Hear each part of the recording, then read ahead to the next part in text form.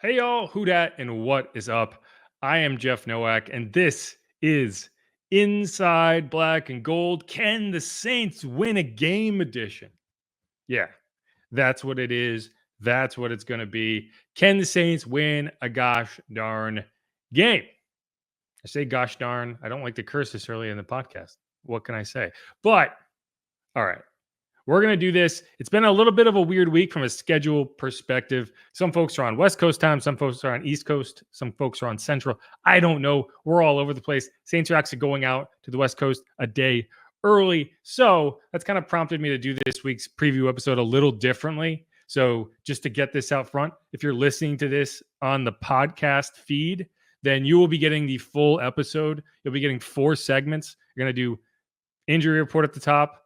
Then I want to give you my opinion on the Alvin Kamara extension. Going to hear from Alvin, going to hear from Cam Jordan, going to talk about why I think it was the right call. And also, I got a little tinfoil hat conspiracy theory of why it happened when it did. So we're going to do that. If you're watching it on YouTube, you'll only get those 2 segments of the podcast in this initial video pod. And then the actual preview episode with a Chargers Insider will post in the morning. And then I'll have Steve Geller on here to go through X Factors, kind of give you a split up version, 2 separate episodes, but all the content. Just didn't want to wait on the injury report when I already have it, and I don't want to talk to you about it. So we're going to do that either way. I don't know if this is annoying. If you don't want to do this again, fine. Otherwise, it's maybe something we look back to in the future in terms of splitting up an episode for YouTube versus a fuller episode on the podcast player. Either way, we're getting ready. Saints 2-5. Has lost 5 games in a row. I would say I can't remember the last time the Saints lost 5 games in a row, except I can because it was in 2021 and Sean Payton did it. Yeah, it was ugly then. It's ugly now. It had a lot to do with the quarterback getting hurt then. It has a lot to do with the quarterback getting hurt now, although there seemed to be a lot more issues and questions around this team just from top to bottom than that team. But maybe part of that is, hey, everyone trusted Sean Payton and no one trusts Dennis Allen to kind of navigate out of that. Now, should we have trusted Sean Payton to navigate out of that? That's another conversation because never actually did. I mean, they finished 9-8, but then Sean left. So could he have navigated? Anyway, that's a different conversation. But a big part of whether the Saints can get off the schneid this week is going to come in the form of healthy players? What? Okay. So, injury report. Still lengthy, but not in the way that we have seen it previously. It's lengthy in the sense of there's a lot of names on it, but most of those names are practicing. So let's count it up in real time. That's 3, that's 6, that's 9, that's 12, that's 14 players listed on the injury report. 2 of those players were full participants in practice. That's Marshawn Lattimore, Spencer Rattler. Marshawn's dealing with a hamstring issue. Call it what you want. He left early in the loss to the Broncos. He's been a full participant in practice. So whatever you want to say about that injury on Thursday, looks like he's going to be a full go this week, and you will not have to worry about it. You will have to figure out how to replace Paulson Adebo. We can talk a little bit about that here. But Marshawn's going to be man on the other side. The rest of it's going to come down. Alontae Taylor's going to play on the outside in base rep. So that's when you have 3 linebackers on the field. And then when you shift to nickel, which is 5 defensive backs, you're going to see Alontae Taylor shift inside and Kool-Aid McKinstry, the rookie, take over on the outside. As much as it stinks to lose Paulson Adebo, and I know the penalties were an issue, but he was a guy that made plays on the ball. And so that's going to be something, hey, you got to find guys you need guys to go out there and make plays, right? Now, don't foul while you do it, and teams are going to probably try to take advantage of Kool-Aid McKinstry in coverage, so we'll have to see how he handles that. But for now, that's where you have it. So those were the 2 full participants, Marshawn, Spencer Rattler. There were also 2 DMPs. So you had Derek Carr dealing with the oblique injury, Nick Saldiveri dealing with the shoulder injury. Both those guys were DMPs Wednesday and Thursday. I don't expect either to play. Derek did have throwing sessions on Monday and Tuesday. I think this is kind of just a ramp up process through that oblique injury. I don't think anyone really expected him to play this week. And so I think you're looking at week 9, week 10. Now, I think week 9 is going to depend on, hey, if Spencer goes out there and looks really good in week 8 and wins a game, maybe you do just give him another shot in week 9 and let Derek kind of comfortably come back for week 10 a game against the Falcons that you definitely need to win. And I kind of feel like, hey, Spencer probably could get it done against the Panthers. If Spencer struggles in week 8, then maybe you'll see the Saints kind of push some things to try to get Derek back a little earlier against the Panthers. Because again, that's another game. That's kind of a gimme game on your schedule. Can't afford to lose that. You really can't afford to lose any games on your schedule. When you're 2-5, it's like either you take advantage. We talked about this in the last pod. You're 2-5. Either you take advantage of this light stretch of your schedule, or there's not much to talk about, right? But okay, those are the two negative things. Nick Saldiveri's injury is frustrating. He's dealt with shoulder injuries in the past, but I don't think you're going to need him this week, or at least not to start, because the guys who returned to practice this week and you expect to get back. Center/guard Lucas Patrick. He's been limited with a chest injury, but he should play. And you're talking about a guy who will probably play left guard because Connor McGovern, dealing with a back injury, he was limited on Wednesday, full participant on Thursday. So he's going to go. And I think you just feel pretty comfortable with him in that spot right now. And so if you can say, hey, he's our center, we're going to stick with it. And then that would mean that you'd potentially have 4 of your 5 week 1 starters out there, a group that played pretty well together when they were all a unit outside of that Eagles game where I think they were a little thrown off just in general by losing Eric McCoy, and he didn't play particularly well. And that's because Cesar Ruiz, for the first time since week 3, has gotten back to practice. He was limited on Wednesday. He was a full participant on Thursday. Talked to him in the locker room. He said it was kind of the knee injury was kind of weird. It happened during the Eagles game. He wasn't even aware of it when it happened. And it was just kind of like, hey, this is very frustrating to deal with. He did say he had to have a procedure to kind of drain some fluid from that knee, get the swelling down. But he said he's feeling good. He's back. And, I think he did play well in weeks 1 and 2. I know a lot of people watched that week 3 game and were frustrated because he kind of got whipped by Jalen Carter in that game.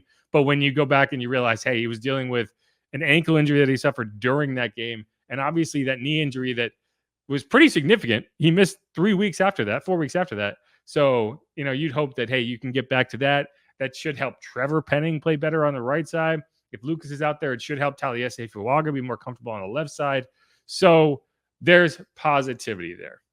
A few other guys that returned. Wide receiver Chris Olave. He was a full participant on Thursday after being limited on Wednesday. And so you're in good shape there. I feel like he's going to clear. And it's just a question now, okay, at what point do you go and try to get cleared by the independent neurologist? Once you get through a full practice, that's really the only step remaining is getting cleared by the independent neurologist. And I think that's going to happen either today, tomorrow, whatever. That you should be expecting Chris Olave to be out there. And that's going to be a positive thing for Spencer Rattler. Spencer has struggled in his first 2 starts. There's no way around it, but he struggled in a very difficult situation. He struggled without a majority of his offensive line in front of him. He struggled against teams that like to bring pressure. He struggled without either starting wide receiver for a majority of that time. He played 3 snaps with Chris Olave before Chris went down with the concussion, right? And in the process of going down, fumbled in a way that lost the ball that was returned for a touchdown. So you not only lost Olave, you're in a hole at that point. He played 1 game with Rashid and then lost him for the season. He's dealing with a meniscus injury, so he's on injured reserve. So it'll be nice to see Chris get out there with a weapon to throw to. And if I have Chris Olave in fantasy, I'm starting him and I'm peppering him with targets all day long because I need a kind of quick release valve for Spencer. And to me, that's what Chris does better than anyone. It's not just to get open, it's get open quickly, create early separation so that the quarterback doesn't have to wait. You're adding Marquez Valdez-Scantling. We'll hear a bit more from Clint Kubiak on that in the final segment, in the kind of X factor segment, because I think the wide receiver core is a big X factor. But I don't know what to expect out of him this week. He came in on Monday. He had a workout. He knows the scheme to some extent because he worked with Matt LaFleur up in Green Bay. But how quickly can you learn a system? How quickly can you kind of get up to speed with the calls and the checks, particularly on the road where communication is going to be an issue? I expect he'd be active, but maybe with a very limited menu of plays that he's involved in, a lot of go routes, a lot of clear out routes, that sort of thing. But he's not on the injury report. Guys who are: Colin Saunders, defensive tackle, he was limited. Taysom Hill, tight end, rib injury, full participation. So if you are of the belief that I am to a pretty good extent that he is the key to getting this offense off the ground, that's a good sign. You expect to see him back. Kind of reports are, hey, he was jumping around, he was positive, he was peppy at practice. And so you want to hear guys get excited, get motivated. Because what's really stuck out to me in this losing streak is not, hey, playing bad football. It's not getting beat. It's not looking like a team that expects to win. It's looking like a team that goes out there defeated, and then the results on the scoreboard are only a matter of time. They're coming after that. I need to see a team go out there that looks like it feels like it can win. That looks like, hey, this is our game. We're going to go win it. We're not going to wait to lose it, because that's how it's felt the last 2 weeks. I say 2 weeks. That's how it felt last week with both of those games. I don't think that was the case in Kansas City. I think you just got beat by a better team. I don't think that was the case against the Eagles. I don't think that was the case against the Falcons. I think you played tough games, tough teams, and you didn't win them, but it felt like you were in it the whole way. If you get one defensive stop, right, you got a turnover at a key time, you win that game. That was not the case against the Bucs or the Broncos. That's what has to change this week. That's what has to change going forward. If you want to have any hope to kind of get this back to a situation where we can even reasonably talk about the playoffs. Right now, I'm not talking about the playoffs. I'm talking about, the Jim Moore, like, we got to go win a game. Let's win a game. Then once you win a game, you can have a conversation about a lot of other things. Right now, you just got to make sure this 5-game losing streak doesn't become 6 or 7 or 8 or 10, right? Let's do that. Let's do that first. Okay, so we're kind of jumping around this injury report, but a few other names. Cedric Wilson is the only negative note on this injury report. He was limited on Wednesday with a hip issue, DNP on Thursday. So that's a guy you probably have to watch and say, I don't know if he's going to be available. And I actually think that would be something of a loss, because I don't see a lot of blocking in this wide receiver room. Now maybe Bub Means kind of steps in and it's that blocker. He's a big dude. Maybe Marquez Valdez-Scantling is involved. Either way, that is one to watch. Alvin Kamara, we're going to talk a lot more about him in the next segment. Limited with a hand and rib issue. We know broken hand, broken rib, those don't heal particularly quickly, especially when you're playing through them. But he's going to be out there, no question. That leaves one more player on this injury report who is practicing for the first time since suffering a hamstring injury during a walkthrough ahead of Monday Night Football, and that's Pete Werner. That's linebacker Pete Werner. He's been limited each of the last 2 days in practice. The expectation is he's going to go out there and play. And this is what Joe Woods said today when I asked him, okay, what would it mean to get Pete Werner back into this system? What would getting Pete back mean for this group? A lot. Pete and Demario's Batman and Robin, so you got your sidekick with you, but it's just a confidence thing. And to have a guy with that caliber of play, that much experience, is definitely going to help us on defense. Yeah, Batman and Robin. I don't know which one is Batman and which one is Robin. I have to imagine DeMario is Batman, but Pete might say, "Hey, I'm Batman. I'm Batman." But I agree with that. I think one of the things that I've seen over the last couple weeks is, man, that linebacker crew is not getting the job done. Like Anthony Orji has played decently well the last 2 games. I think he got taken advantage of in Kansas City, a game that you really didn't have much time to get him ready for, and it showed. Right. I think he played a little better against the Bucs. I think he played a little better against the Broncos, but you just saw a linebacker group that kind of was out of position too much of the time. Looked like there was a lot of miscommunications going on, and I just need a guy to go up and make a play. I need a guy to get off a block and go blow something up.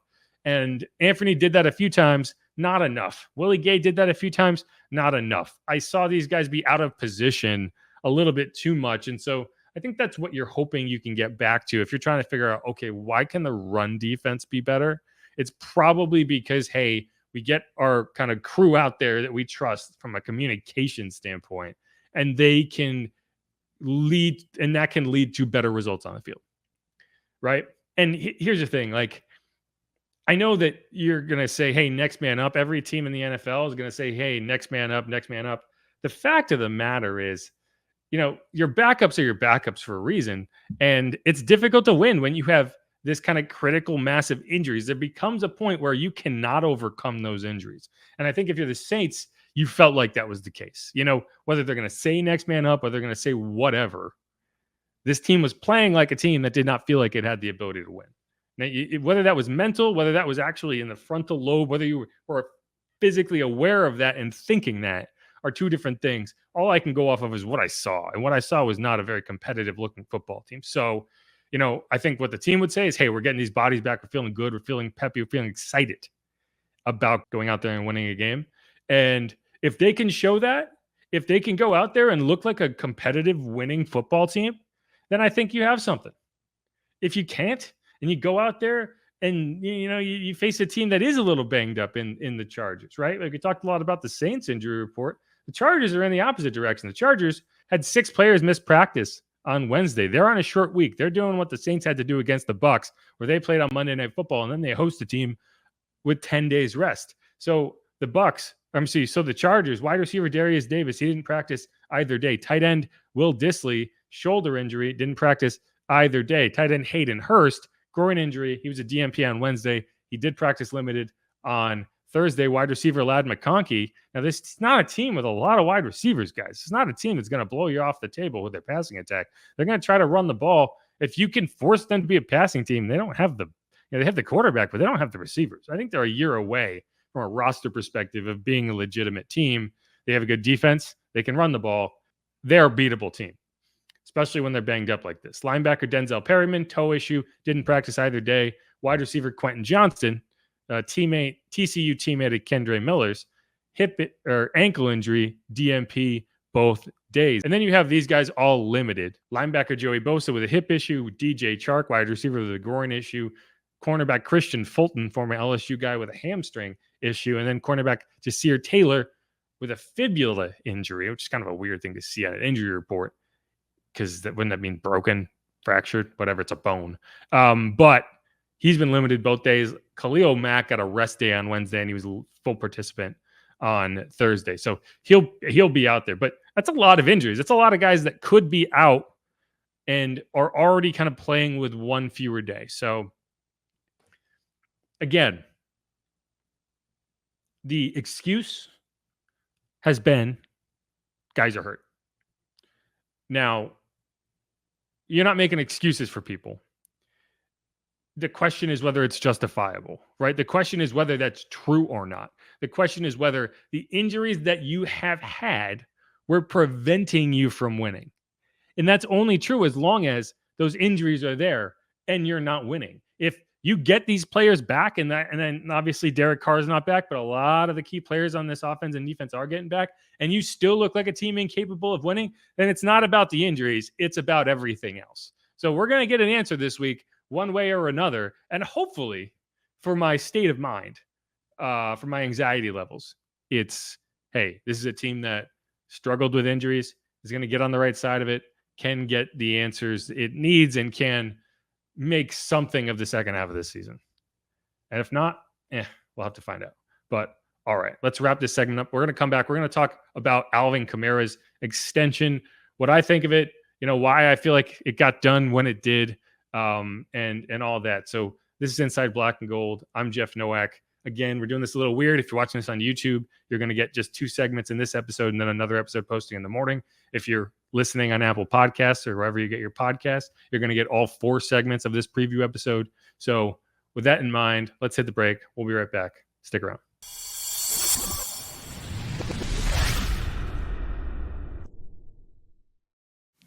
This city's been loyal to me. This organization's been loyal to me. I don't feel like I would get this same feeling that I get putting on the fleur-de-lis anywhere else. So I think it was just important for me, and I keep saying it, and you say it, and then people are like, no, he's lying, and I'm like, I'm for real.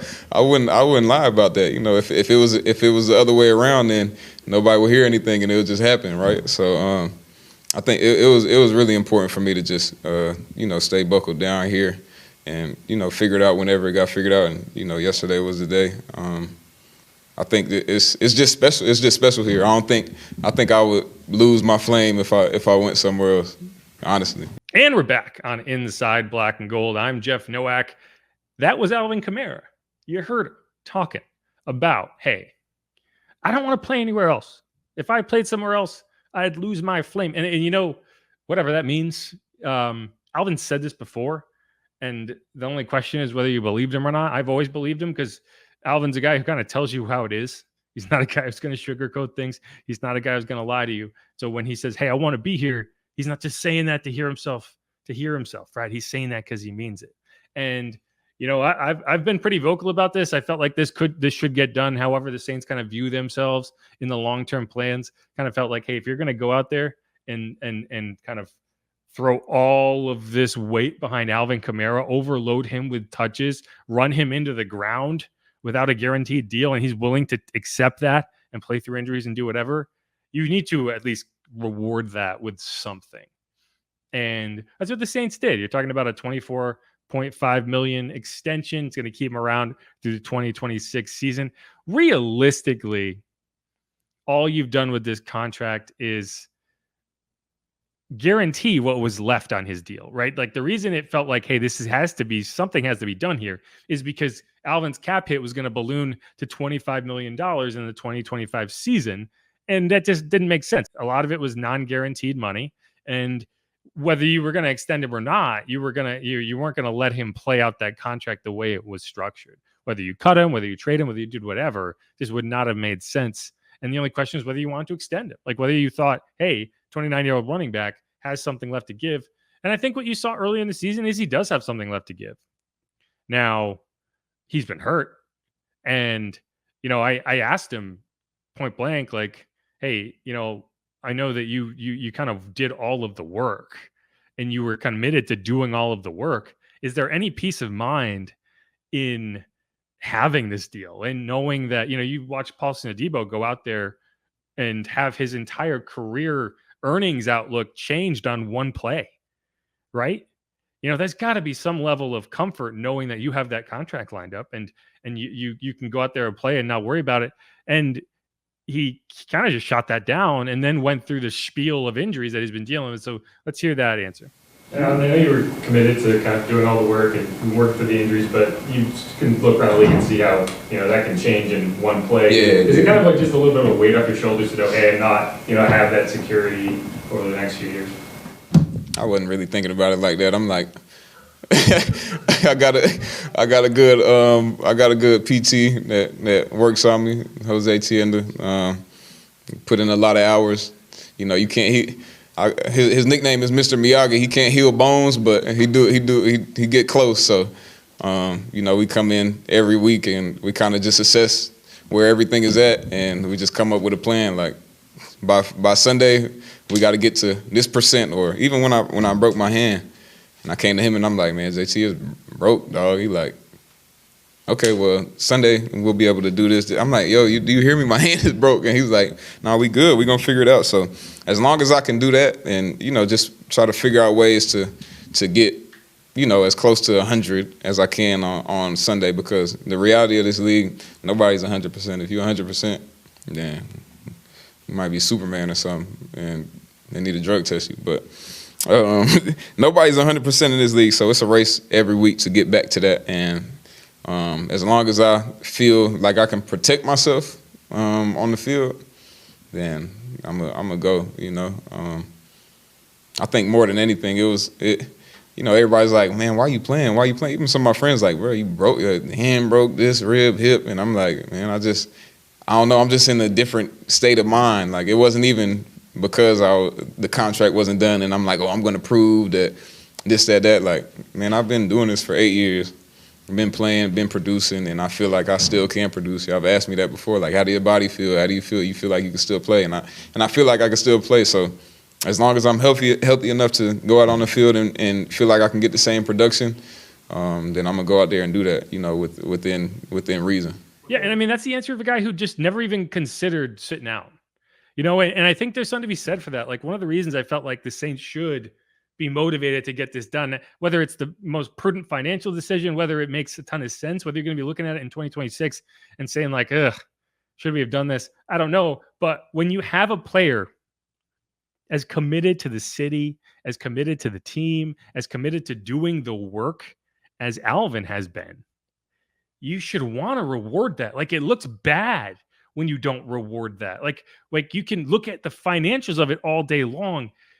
When players do things the right way, not giving them that contract is such a bad look, especially when they are your kind of linchpin of your organization. They are your focal point on offense. Like you don't have a lot of playmakers on this offense right now.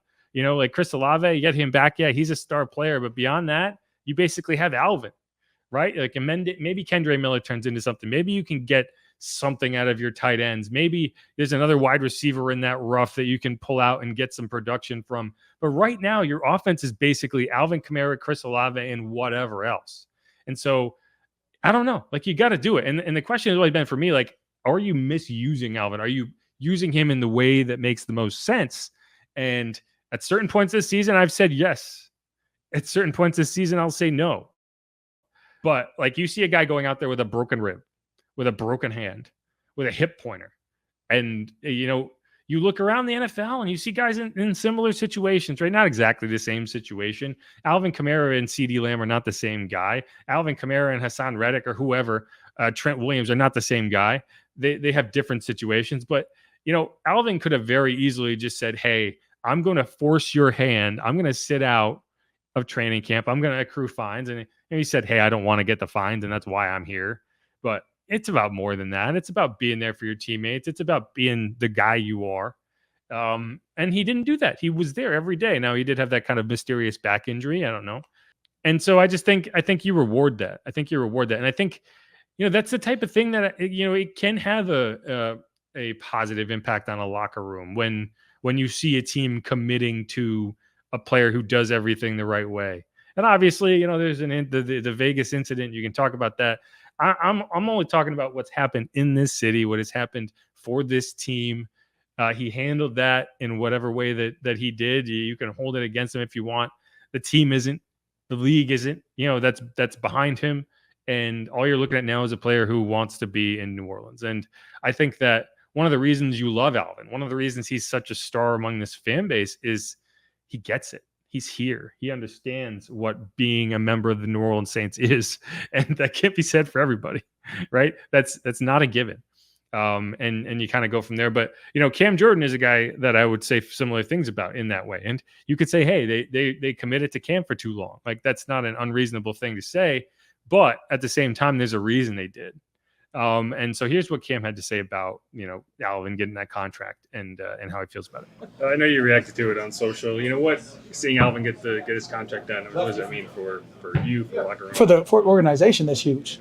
What AK means to this offense, what AK means to the city. I mean, he's in the community as much as I am. He's somebody who has been embraced fully by New Orleans, and he's embraced New Orleans himself. That's a perfect situation. I mean, perfect would be they make him the highest paid running back possible. But longevity-wise, it's awesome to see it for his career because he'll be the new, all-time everything in terms of running back categories soon. So, Mark Ingram's my dog, but he's going to fall to number 2 quite soon, I believe. I think I saw some stats out there that he's only a couple hundred yards behind. 270s. Which, that could be a game or 2 for AK if we act right. Mark can't come back. Mark is happy on Big Noon football. For everybody who is not watching, y'all better turn on Big Noon because he's out there crowd surfing. He's crowd surfing. I think he rode in a goat at one point. Hey, he's living his best life. Yeah, if he came back, he might have to join me in the interior. We'd be run-stoppers. Yeah, and so, I agree with Cam. And, these guys know what Alvin's going out there and playing through. And to watch him do that and to, hopefully he can have some more success as the season goes on. The interesting thing is it basically guarantees he's going to end up being the franchise's leading rusher. That should have been a given in terms of he needs about 270 more yards to get that done to tie Mark Ingram. The reason I wasn't willing to say it's definite is the way his contract was, you could have feasibly shopped him, right? Like, you could have feasibly said, hey, we do not have it this season. Let's see if we can get an asset for Alvin. He doesn't want to get traded. He never demanded a trade and kind of hilariously shot down a guy who just threw out a Alvin Kamara trade demand over the weekend. And Alvin was sitting at a tire shop because he got a flat tire on the way to Knoxville and was like, yeah, let me embarrass this guy right quick. So he did. And, whether he knew at that time, I think he did kind of know at that time that you were close to getting that deal done. It was just kind of an example of he could have let that ride. He could have let that kind of fan the flames on the organization of well, if you want to keep him around, you better do it quick because this is gonna circle. This is going to kind of spiral. And whether it was true or not to begin with, it's going to get reported on, he shot it down. So they didn't have to deal with that. Right. And I just think it's just something that you do when you want to be with a team, when you don't want to get traded. And, the other reason that wouldn't have been a given is, hey, guys get hurt all the time. He only have to average like 25 yards a game over the final 10 games of the season to get to that record. But who says he plays 10 games, right? Like we've seen him have a broken rib already. We've seen him have a broken hand already. What if he gets an injury that he can't play through? Right. And so you could get to the end of this season and say he misses 4 games and suddenly you end up a couple yards short and then your contract is up. The Saints say peace and you move on. That's what happened to Mark Ingram. He came back and actually got that record. But when he left in, 2018, whatever it was, he was just like 30 yards shy of the career rushing record, Deuce McAllister's rushing record. Now he came back and got it, but that was never guaranteed. When he walked out the door probably feeling like I lost my chance to be the franchise leading rusher by 30 yards and some bad faxes, because that was the story at the time. Like there was some miscommunication between agent and team. The Saints ended up signing Latavius Murray, who was solid, wasn't a bad player. Mark Ingram was a pretty good player with the Ravens when he went over there. He had a couple really nice seasons for them. So it is what it is. But one way or another, this Alvin is here. You're going to kind of build around Alvin. I think it's also a signal of, hey, this team is not ready to tear it all down as much as people might want them to, as much as people might say, hey, hit the eject button, clear the cap, get rid of as many bad contracts as you can, bite the bullet and take those cap hits next season. Then by 2026, you've got a clear cap table. You can do whatever you want. You figure out the quarterback and you kind of reset from there, probably hire a new coach, do whatever. Saints clearly aren't going that route, at least not based on this deal. Now, one other thing, and I'm going to kind of put my conspiracy hat on, my tinfoil hat on here for a second and kind of say like, okay, why did this get done now? Why did the Saints wait 7 weeks into a season that they knew in the preseason that they wanted to get this deal, that Alvin wanted this deal, that it was like something that, he was pushing for. He was leaving early from minicamp just to draw attention to it. Why did they wait 7 weeks? And let me preface this by saying, like, I'm not reporting this. I do not have sources telling me this. I'm just kind of connecting dots here. And to me, what seems to have happened is the one guy who was on a contract year that you would have probably wanted to try to re-sign and needed to retain flexibility if you were going to do that, broke his femur in week 7, right? Like Paulson Adebo broke his femur in a contract year. And I don't know if the Saints were going to be able to re-sign him. I think he was going to get a pretty decent sized contract. You look at some of these contracts that have been handed out to cornerbacks across the league. And I mean, he was probably going to get a pretty good chunk of change, like the Tyson Campbell deal. You're talking about 3 years, maybe $50-60 million, something that the Saints might have balked at giving based on, hey, we have corners, right? Like you drafted Kool-Aid McKinstry, you have Alontae Taylor. Marshawn Lattimore is playing really well, and he's under contract for a couple more years. So it might not have made sense to offer that contract, but I think you were trying to retain that flexibility to some extent. And then Paulson goes down, and suddenly we're like, well, that's kind of out the window. I actually think it's reasonably likely that he comes back, but he's not going to come back on a 3 year, $50 million contract. Like Paulson at this point, you don't even know if he's going to be ready for next season. You don't even know if he's going to take, how he's going to recover from that. That's a significant injury to the point that, teams are going to have to see you come back before they throw any money at you. So, it's possible that he stays with the Saints because they're the team that feels comfortable with his medical history and he knows the defense and they can work with him really closely throughout this whole process. But he's not getting that bag thrown at his head the way that he probably was otherwise. So where does that money go? I think it just frees up money for this extension that you were probably wanting to give Alvin in the first place, but you were going to wait until you saw what happened.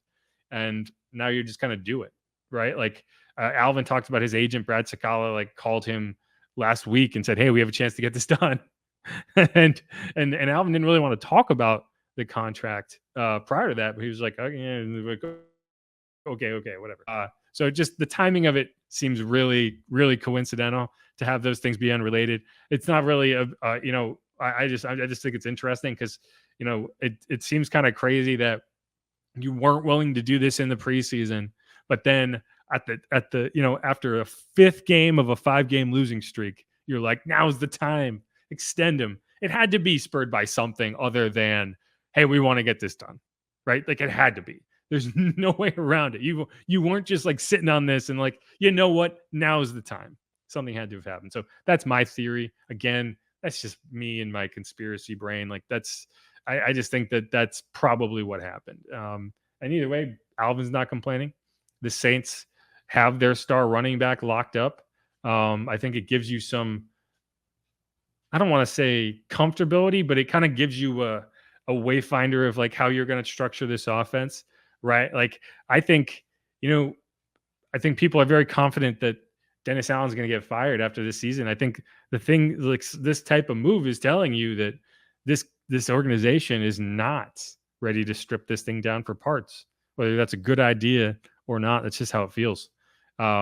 So we're there now, but good for Alvin. He is basically the spirit, the heart and soul of this team, a team that has had pieces kind of ripped away from it over the last couple of years in terms of, hey, Sean Payton leaves, Drew Brees retires, like Mike Thomas was kind of a, that kind of emotional touch point for so many people, and he's gone. Like, it's hard to root for a team that just can't seem to get out of its own way, that constantly is in a hole, that constantly is missing the playoffs on tiebreakers and whatnot. So I think that it was important to keep Alvin.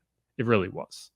And that's what you got. You're going to get at least one more year of Alvin. I wouldn't be surprised if you end up moving on from him after the 2025 season, and maybe that's when you find a trade target, or but it sure sounds like Alvin, if you tried to trade him, he might just retire. So I don't know, but either way, good for Alvin and good for this team and good for the fans, because you get to watch him for however much longer he is a member of this team. So let's wrap up that segment. Again, I am Jeff Nowak. If you're watching this on YouTube, that's going to be the end of this episode. Thank you for watching. If you're listening to this on Apple Podcasts, stay tuned, because we're going to be bringing in David Drogmeyer, host of Locked On Chargers, to give us the lowdown of what the Saints should be expecting in Week 8, what this Chargers team is going to do, whether they really are going to run the ball down the third as much as people think they will. And, what are their chances in this game? A lot of that stuff, a lot of these injuries, a lot of updates. We're going to get all that. And then the final segment, we're going to bring on Steve Geller and get our X factors for this game down. Again, this is Inside Black and Gold. I'm Jeff Nowak. Who dat? Let's do it.